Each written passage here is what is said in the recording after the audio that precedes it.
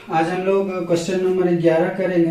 ये भी क्वेश्चन जो है इसी समतल पर आधारित है, लेकिन थोड़ा सा क्वेश्चन चेंज किया है कि प्लेन 1 दे दिया, प्लेन 2 दे दिया, और पिछले वाला जो क्वेश्चन था 9 और 10 उसमें था कि एक पॉइंट दिया हुआ रहता था। ये जो प्रतिच्छेदन बिंदु है, ये प्रतिच्छेदन बिंदु दिया रहता था तो हम प्लेन 3 निकाल लेते थे। लेकिन इस क्वेश्चन में है कि प्लेन 1 प्लेन 2 दे दिया है, प्लेन 1 और प्लेन 2 दिया गया है, प्लेन 3 नहीं दिया गया, और उसके एक और चेंज ही किया है कि इसमें प्लेन 4 दे दिया है। और कह रहा है क्वेश्चन कि प्लेन 4 जो है वो लंब है किस पर, प्लेन 3 पर। क्वेश्चन में प्लेन 1 प्लेन 2 के प्रतिच्छेदन रेखा से होकर जाने वाले, प्रतिच्छेदन रेखा से होकर जाने वाले तथा एक तल ये दिया है, एक तल ये दिया गया है, इतना पर लंबत तल का समीकरण ज्ञात कीजिए। इस तल पर जो लंबत तल है मतलब P3 जो है उसका समीकरण ज्ञात। इस प्लेन, ये प्लेन 4 है और ये प्लेन 3 है, और ये प्लेन 1 है और ये प्लेन 2 है। तो प्लेन 1 प्लेन 2 पहले दिया रहता था और ये बिंदु प्रतिच्छेदन बिंदु दिया रहता था तो प्लेन 3 निकल जाता था। लेकिन अभी जो क्वेश्चन कह रहा है कि प्लेन 1 तो है, प्लेन 2 है, और प्लेन एक 4 है जो प्लेन 3 पर क्या है, लंब है। तो प्लेन 3 का समीकरण ज्ञात कीजिए। और हम देख रहे हैं क्वेश्चन जो है ये वेक्टर फॉर्म में नहीं देकर, सदिश समीकरण के रूप में नहीं देकर कार्तीय समीकरण के रूप में दिया है। जब भी क्वेश्चन में x, y, z रहे तो समझ जाना है कि ये कार्तीय समीकरण के रूप में है, और कार्तीय समीकरण पर ही बनेगा, सदिश समीकरण पर नहीं बनेगा। अगर सदिश समीकरण पर बनाना होगा तो फिर हम इसे कन्वर्ट करेंगे। कन्वर्ट कैसे करेंगे, कन्वर्ट करना होगा तो हम इसे लिखेंगे r वेक्टर, और ये x, y, z हट जाएगा, x, y, z इसी में आके मिल गया।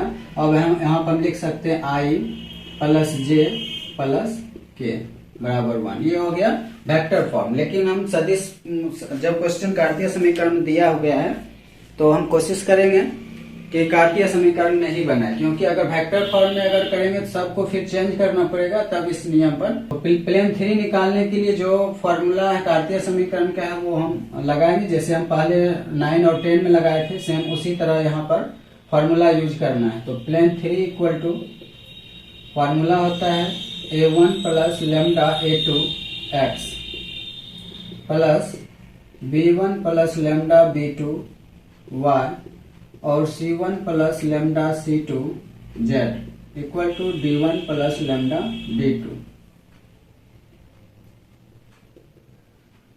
तो यहाँ a जो है वो 1 है प्लस लेमडा a2 2 है, तो 2 लेमडा हो जाएगा यहाँ पे, इनटू में x प्लस b1 जो है 1 है और प्लस b2 3 है, तो 3 lambda into y plus c1 भी 1 है और प्लस c2 4 है, तो 4 lambda z equal to d1 plus यहाँ पर लेमडा d1 1 है, d1 1 है और d2 है लेमडा 5 है, तो 5 लेमडा हो जाएगा। अब चूंकि यहाँ पर x, y और z पॉइंट तो दिया नहीं था, पॉइंट तो दिया नहीं है, पॉइंट अगर दिया रहता तो हम यहाँ x, y, z रख देते तो लेमडा का मान निकल जाता।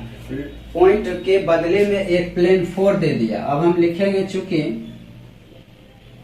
कि प्लेन 3 जो है वो लंब है प्लेन 4 पर, इसलिए प्लेन 3 और डॉट प्लेन 4 का डॉट प्रोडक्ट जो होगा वो 0 होगा, और डॉट प्रोडक्ट में हम केवल स्केलर कंपोनेंट लेते हैं, तो x, y, z तो लेंगे नहीं, केवल क्या लेंगे, स्केलर कंपोनेंट लेंगे, स्केलर कंपोनेंट लेना है।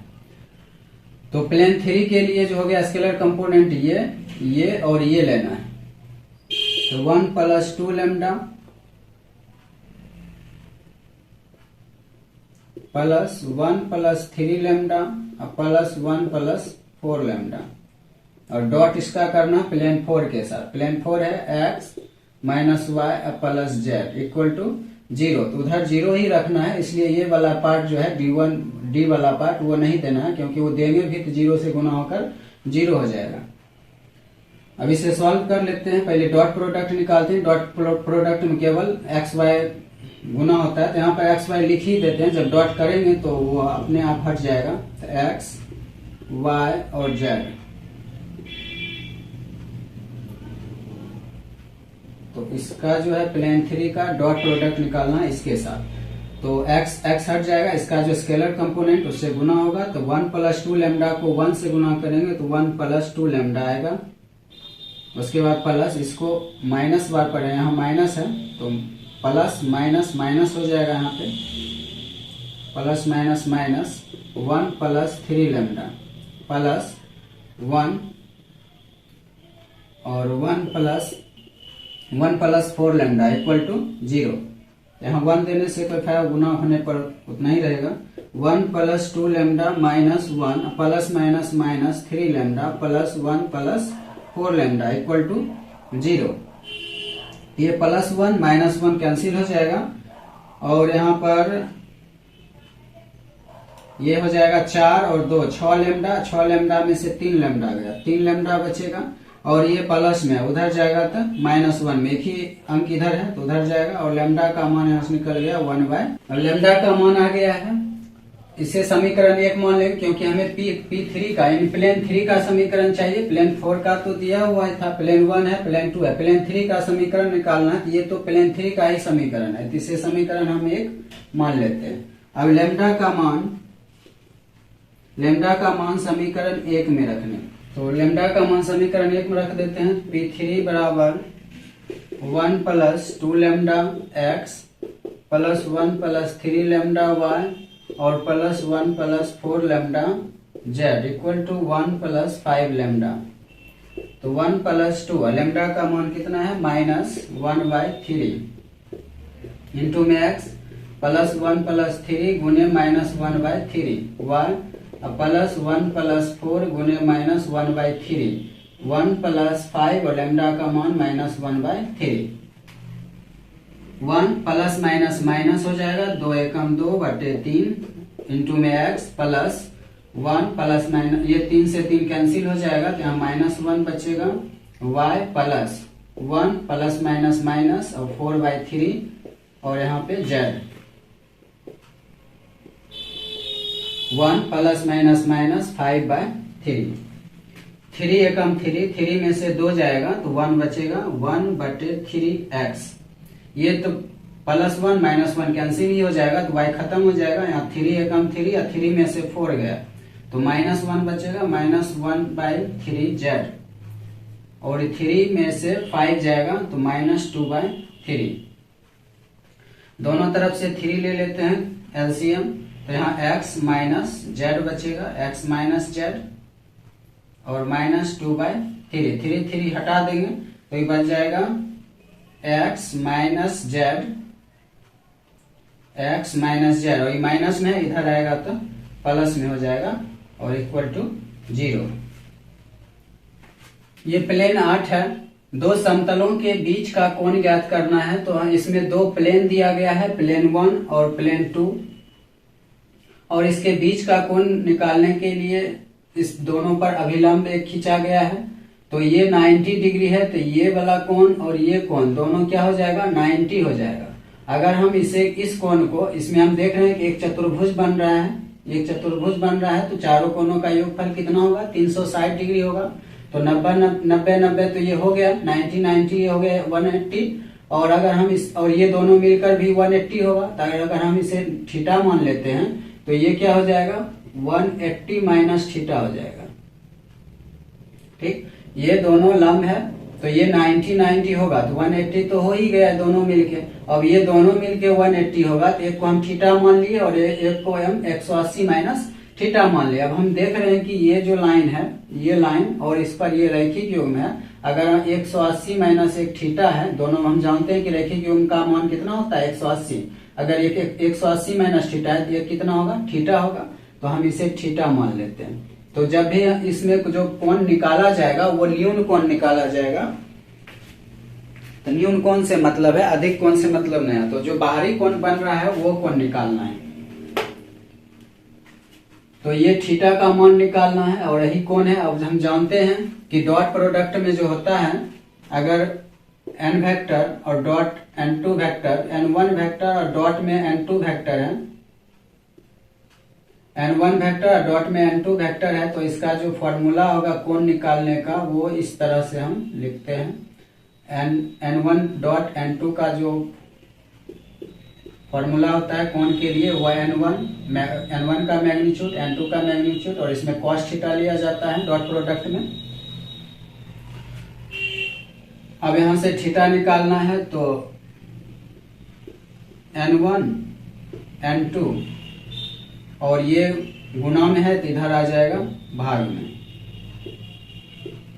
और इधर बच जाएगा cos थीटा। तो अगर हम थीटा का मान निकालना चाहें तो cos इनवर्स, और इसे मॉड में रखना है तो माइनस में भी अगर आंसर आएगा तो वो क्या बन जाएगा, पॉजिटिव बन जाएगा, इस दोनों का मैग्नीट्यूड। इस फॉर्मूला पर क्वेश्चन नंबर 12 बनेगा। तो क्वेश्चन नंबर 12 देखते हैं। इसे प्लेन 1 कहेंगे, प्लेन 2 कहेंगे। ये जो पार्ट है ये n1 है और ये n2 है। जैसा कि हम यहाँ देख रहे हैं ये r है, ये r दिया हुआ है, और ये n1 है, ये r है, और ये n2 है। ये जो पार्ट है ये n2 है, और इसमें बीच का कोण पूछ रहा है तो सदिश के रूप में दिया है तो ये लगाएंगे। अगर सदिश के रूप में नहीं दिया रहता, एक्स वाई जेड के रूप में दिया रहता तो कार्तीय समीकरण होता। कार्तीय समीकरण के रूप में अगर क्वेश्चन दिया रहता तो हम फॉर्मूला लगाते cos थीटा बराबर a1 into a2 plus b1 into b1 b2 plus c1 c2, a1 a2 plus b1 b2 और c1 c2, और यहाँ पर a1 का स्क्वायर b1 का स्क्वायर उसका मैग्नीट्यूड निकलेगा, और फिर a2 का स्क्वायर b2 का स्क्वायर और प्लस c2 का स्क्वायर। ये फॉर्मूला यूज होगा अगर कार्तीय समीकरण में क्वेश्चन दिया रहेगा तब। ठीक, अगर क्वेश्चन वेक्टर क्वांटिटी में है, मतलब क्या r के रूप में है, अगर क्वेश्चन r के रूप में दिया है तब ये फॉर्मूला यूज करना है, और क्वेश्चन x y z के रूप में है तब ये फॉर्मूला यूज करना है। अब इस बीच का कोण निकालना है तो सिंपल है, तो हम फार्मूला लगाएंगे direct cos theta equal to, तो हम पहले जानते हैं कि इसमें फार्मूला जो होता है n1 डॉट n2 होगा, और दोनों का मैग्नीट्यूड चाहिए तो हम पहले ये सब निकाल के रख लेते हैं। तो n1 डॉट n2, तो ये n वाला पार्ट है 2i plus 2j minus 3k, और dot 3i minus 3j plus 5k, ये हो जाएगा 3 दूनी 6 प्लस माइनस माइनस 3 दूनी 6 और प्लस माइनस माइनस 5 दिया 15, ये 6 से 6 कैंसिल हो गया, माइनस 15 आ गया n1 डॉट n2 का मान। अब क्या चाहिए, अब दोनों का मैग्नीट्यूड चाहिए। तो n का मैग्नीट्यूड है, n वेक्टर जो है 2i है प्लस 2j है और माइनस 3k है, और इसका मैग्नीट्यूड निकालेंगे तो हो जाएगा 2 का 4, 2 का 4 और 3 का 9, 9 4 4 8 और 9 8 17, और n2 वेक्टर जो है वो 3i है माइनस 3j है प्लस 5k है, और यहाँ पर इसका मैग्नीट्यूड निकालेंगे तो 3 तिया 9, 3 तिया 9, 5 5 25, तो 9 9 18, 18 25 हो जाएगा, 18 और 25, 8 5 13, 2 1 3 1 4, रूट 43।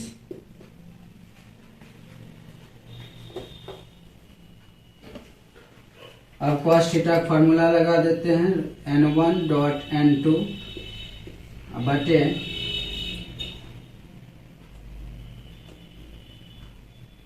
n1 का मैग्नीट्यूड और n2 का मैग्नीट्यूड।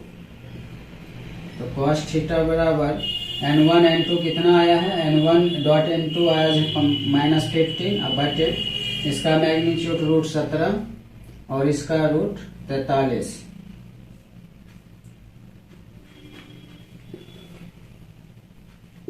तो cos थीटा बराबर हो गया माइनस 15, और ये दोनों गुना हो जाएगा तो 43 और गुना 17, 17 तिया 51, बाकी 5 हो जाएगा, 17 चौका 68 और 5 73, 68 5 73, 731। 731 थीटा का मान हो जाएगा cos इनवर्स 15, या माइनस हट जाएगा क्योंकि मॉड में है, और 731, ये आंसर हो गया थीटा का मान। 13 नंबर क्वेश्चन है कि निम्नलिखित प्रश्नों में ज्ञात कीजिए कि क्या दिए गए समतलों के युग्म समांतर हैं अथवा लंबवत हैं। समांतर है या लंबवत है ये दिखाना है, और उस स्थिति में जब ये ना तो समांतर हो और ना ही लंबवत हो तो उनके बीच का कोण ज्ञात कीजिए। तो यदि n1 वेक्टर n2 वेक्टर लंब है तो हम जानते हैं कि जब एक वेक्टर दूसरे वेक्टर पर लंब होता है तो उसका डॉट प्रोडक्ट 0 होता है। तो अगर हम दोनों समीकरण का डॉट और सम निकालेंगे, अगर 0 आ गया तो वो हम कह देंगे कि लंबवत है, तब क्वेश्चन को आगे हल करने की जरूरत नहीं है। अगर वो लंबवत नहीं है तब हम समांतर के लिए चेक करेंगे। समांतर में A1 बटे A2 और B1 बटे B2 और C1 बटे C2 होना चाहिए। हम यहाँ पर कैपिटल भी लिख सकते हैं, A1 A2 B1 B2 और C1 C2। तो अगर इसका अनुपात समान आ गया, इसका रेशियो समान आ गया तो वो समांतर हो जाएगा। और यदि ये दोनों स्थिति नहीं होता है, मतलब लंब भी नहीं है और समांतर भी नहीं है, तब हमें क्या निकालना है, कोण निकालना है। तो क्वेश्चन यही है कि यदि ये ना तो समांतर हो और ना ही लंबवत हो तब उनके बीच का कोण ज्ञात करना है। अगर लंबवत हो गया तब समांतर के लिए चेक भी नहीं करना है। अगर लंबवत नहीं है तब समांतर के लिए चेक करेंगे, और दोनों में से ना लंब है और ना समांतर है तो फिर थीटा निकालेंगे, यानी कोण निकालेंगे। अगर दोनों में से कोई एक भी हो गया तो क्वेश्चन वहीं पर छोड़ देना है। तो 13 का A नंबर क्वेश्चन है 7x प्लस 5y और 6z प्लस 30 इक्वल टू 0। ये n1 हो गया। एक और दिया है 3x minus y minus 10z equal plus 4 equal to 0। तो हमें इस यहाँ पर स्केलर कंपोनेंट लेना है। तो यहाँ पर A1 B1 और C1 चाहिए, और A2 B2 और C2 चाहिए। तो A1 7 5 और 6 है, और इसमें 3 -1 और -10 है। बस दोनों का हम कर लेंगे। अगर यदि या माना कर लेंगे, मान लेते हैं, अभी तो पता नहीं है कि लंबवत है या समांतर है, तो मान लेते हैं। माना कि n1 वेक्टर लंब है n2 पर, मान लेते हैं। तो इसका डॉट प्रोडक्ट क्या हो जाएगा, 0। तो इसका डॉट प्रोडक्ट 0 हो जाएगा। तो हम सिर्फ डॉट में क्या लेंगे, A1 plus A2 A2 B1 B2 plus C1 C2 equal to 0 होना चाहिए। तो A1 कितना हो गया, 7 और 3, फिर B1 हो गया 5 और -1 प्लस C1 6 और C2 -10। तो 7 या 21 plus minus minus plus minus minus 60। तो 21 और ये 60 5 65 हो जाएगा, और 5 में से 1 गया 4, 6 में से 2 गया 4। तो ये -44 नॉट इक्वल टू 0 आया। तो ये 0 के बराबर नहीं है, मतलब लंबवत नहीं है। अब समांतर के लिए चेक करना है। माना कि n1 समांतर है n2 के, तो A1 बटे A2 B1 बटे B2 और C1 बटे C2 होना चाहिए। तो 7 बटे 5 5 बटे -1 और 6 बाय -10। तो कोई किसी के इक्वल नहीं है, समान अनुपात में नहीं है, तो ये समांतर भी नहीं है। अब जब लंब नहीं है, लंबवत नहीं है, समांतर नहीं है, तब इसका हमें क्या ज्ञात करना है, थीटा ज्ञात करना है। तो थीटा के लिए हम फॉर्मूला यूज करेंगे ये वाला, क्योंकि यहाँ पर तो वेक्टर रूप में दिया नहीं है, आर तो दिया नहीं है, इस रूप में दिया है, तो हमें यही फॉर्मूला यूज करना है। तो cos थीटा बराबर A1 A2 plus B1 B2 plus C1 C2, और फिर इसी का क्या चाहिए, मैग्नीट्यूड चाहिए। A2 का स्क्वायर, B2 का स्क्वायर और C2 का स्क्वायर। A1 A2 कितना है, A1 A2 यहाँ पर कुछ आ चुका है, A1 B1 B2 और प्लस C1 C2 पूरा यहाँ पर आ चुका है, माइनस कितना 44।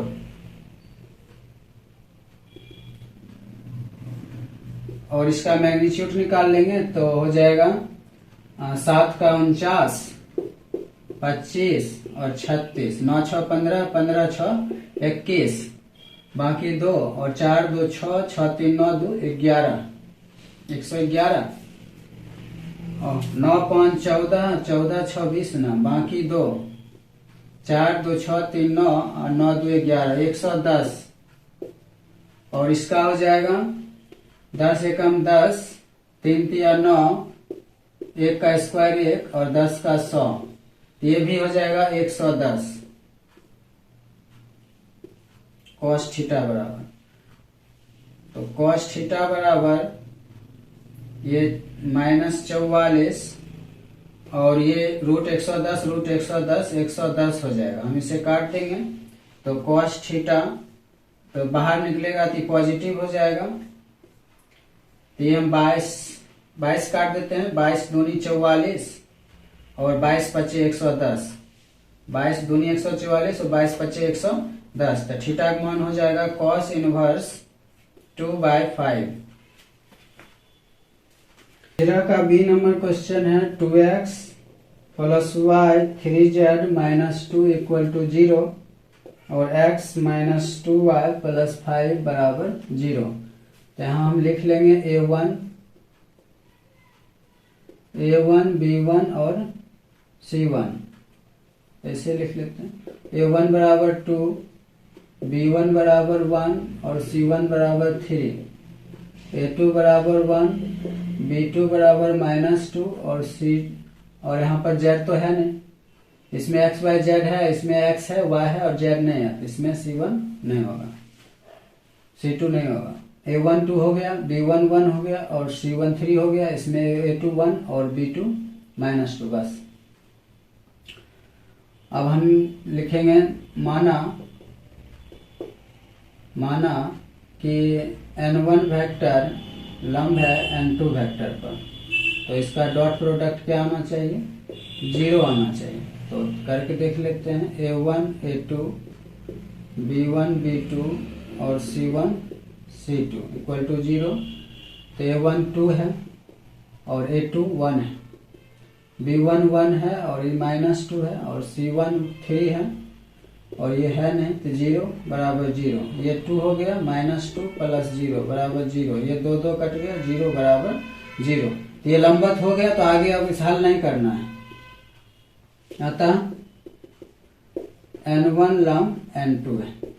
लंबवत नहीं होता तो हम समांतर चेक करते तब थीटा निकालते, लेकिन लंबवत हो गया। अब इस स्थिति में हमें थीटा निकालने की जरूरत। इसका सी पार्ट है 2x - 2y + 4z + 5 = 0 और 3x - 3y + 6z - 1 = 0। यहाँ पे 1 है 2 और b1 है -2 और c1 है 4, a2 है 3 और b2 है -3 और c2 है 6।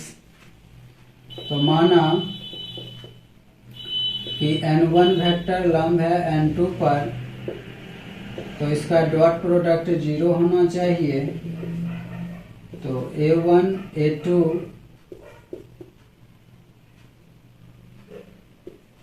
b1 b2 और c1 c2 = 0। a1 2 है, 2 × 3 -2 × -3 और 4 × 6, ये 6 हो गया, ++ हो गया, 6 6 24 हो गया।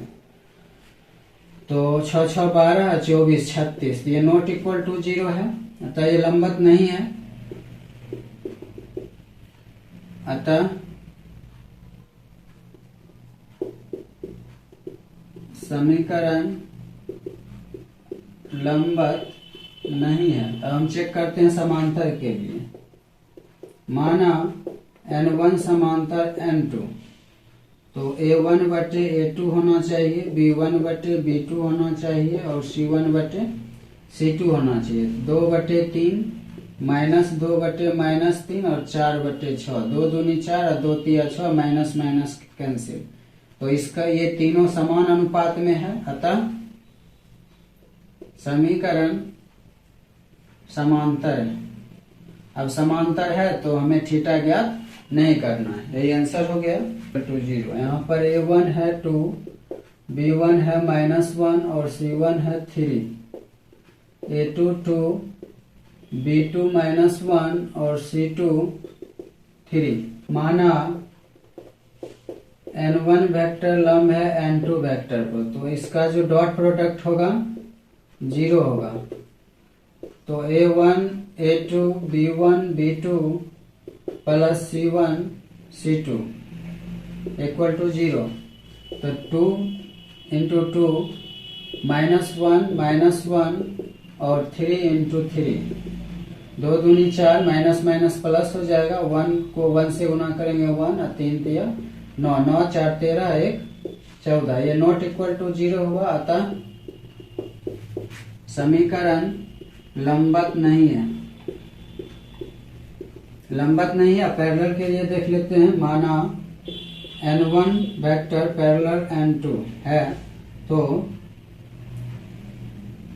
A1 बटे A2 होना चाहिए, B1 बटे B2 होना चाहिए और C1 बटे C2 होना चाहिए। तो ये 2 बटे 2 -1 बटे -1 और 3/3, तो ये तो पैरेलल हो गया। 2 2 कट जाएगा, 1 1 1 1 सब 1 के अनुपात 1 में आ जाएगा, 1 बटे 1 है। अतः समीकरण समांतर है। असमांतर है तो थीटा निकालने की जरूरत नहीं है। चलिए लास्ट है इसका ई नंबर क्वेश्चन है 4x 8y z -8 equal to 0, y plus z -4 equal to 0। A1 4 है, B1 8 है और C1 1 है। इसमें A2 जो है वो 0 है, x तो है ही नहीं, और B2 है 1 और C2 1 है। C2 1 है, ये 1 है, x नहीं है तो 0। अब लिख लेते हैं। माना कि N1 लंब है N2 पर, तो इसका डॉट प्रोडक्ट 0 होगा। देख लेते हैं। 1 A2 B1 B2 और C1 C2, तो 4 इंटू 0 8 इंटू 1 और 1 इंटू 1, ये 0 ये 8 और ये 1 1 1, 8 1 9, नॉट इक्वल टू 0। अतः समीकरण लंबवत नहीं है। अब पैरेलल के लिए देख लेते हैं। माना N1 वेक्टर N2 वेक्टर के समांतर है, तो A1 बटे A2 होना चाहिए, B1 बटे B2 और C1 बटे C2। तो ये 4/0 8/1 और 1/1, तो ये इक्वल नहीं है। ये इक्वल नहीं है तो ये समांतर भी नहीं है। अतः समीकरण समांतर नहीं है। अब सब दोनों चीज नहीं है तो थीटा निकालना पड़ेगा। तो cos थीटा बराबर A1 A2 B1 B2 और C1 C2, और इसका मैग्नीट्यूड A1 का स्क्वायर B1 का स्क्वायर C1 का स्क्वायर A2 का स्क्वायर B2 का स्क्वायर और C2 का स्क्वायर। इसको इंटू करने कितना आया है? 9 आया है। इस सबको गुना किए हैं। A1 A2 B1 B2 तो 9 आया है, तो ऊपर 9 रहेगा और बटे इसे मॉड में रखना है। और इसका A1 का आ जाएगा 4 चौक 16 8 8 64, 1 का 1, तो 6 4 10 1 11 और 6 1 7 1 8 81, 81 से बाहर निकल जाएगा 9। और ये देख लेते हैं। इसका आ जाएगा 0, 1 का 1 1 का 1, तो ये √2। cos थीटा बराबर आ गया cos थीटा इक्वल टू 9 और नीचे में 9 √2, 9 से 9 कट जाएगा। cos थीटा बराबर ये हो गया 1 बटे √2, 1 बटे √2 बाहर निकाल देते हैं। cos थीटा अब 1 बटे √2 कितना होता है? 45 डिग्री। तो cos हो जाएगा π/4, तो थीटा का मान π/4 हो जाएगा। तो इसमें 45 डिग्री दिया है तो थीटा का मान π/4 रखें, या फिर π/4 का मान 45 डिग्री ही होता है तो 45 डिग्री रखें। ये आंसर हो गया।